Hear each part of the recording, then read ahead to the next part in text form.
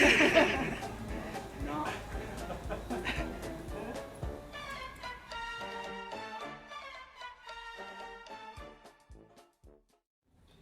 Mesdames et messieurs, bonsoir. Bonsoir. Bonsoir. Je suis une L236-9. Je suis consultante en santé au travail, mais d'un genre un peu particulier. Et les employeurs ne m'aiment pas.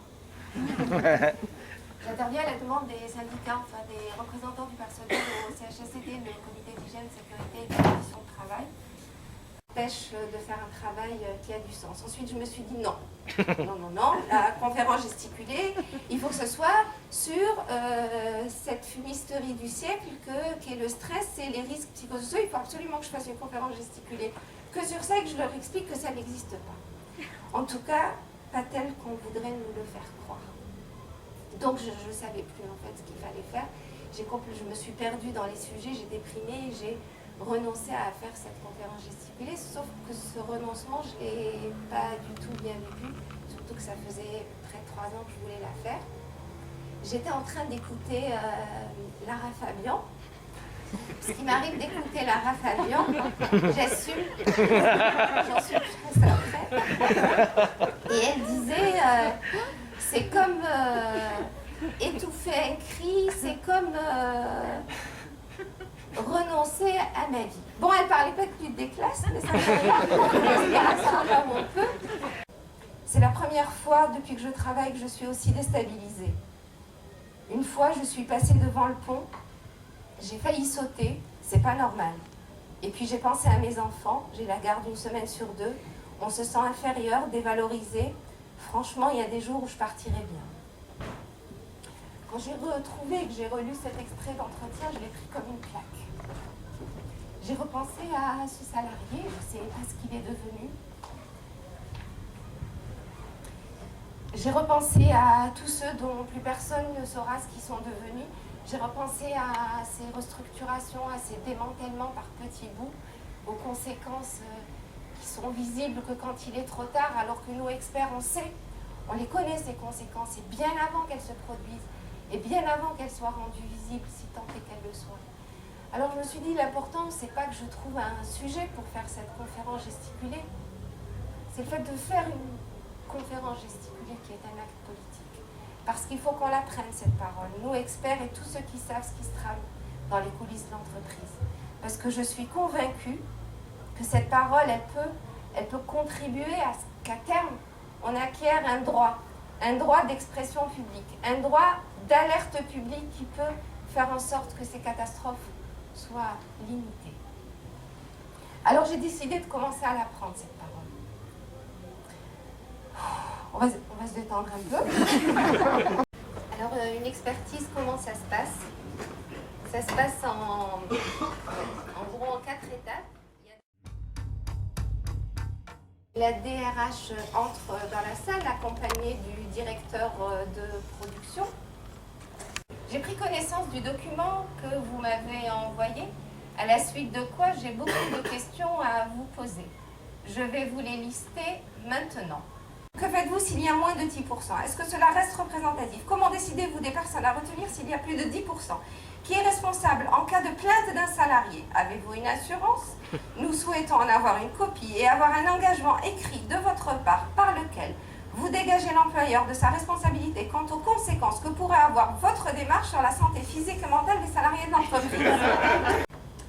Alors, mais en fait là je suis en train de vous parler de contestation, j'ai l'air de vous connaître tout ça.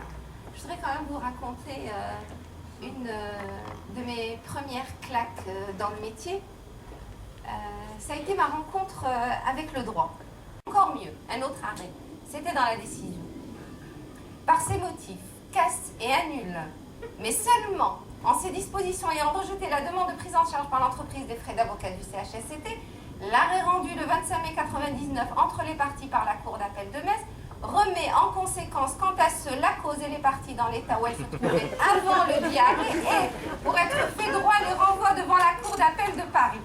Nadine, j'étais furieuse, je me sentais démunie.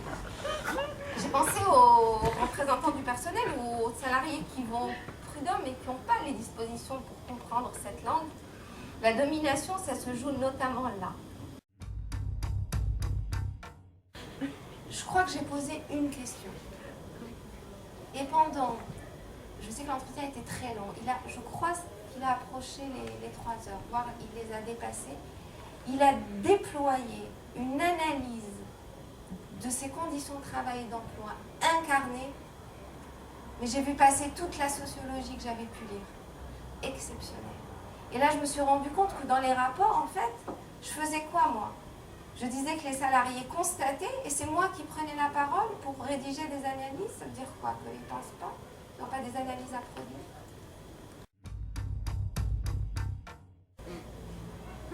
Quand arrive le moment d'écriture du rapport, moi je fais beaucoup de lessive. Parce que ma grand-mère,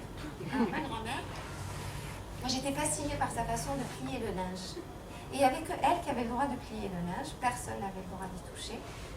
Elle passait des heures, une fois que le linge était sec, à le plier comme ça. Elle avait des gestes minutieux, elle passait la main, presque elle le repassait à la main. Et moi j'étais là, gamine, à l'épied, je restais beaucoup à côté d'elle. Et j'ai fini par comprendre avec le temps que pendant qu'elle pliait le linge, elle élaborait toute la stratégie familiale.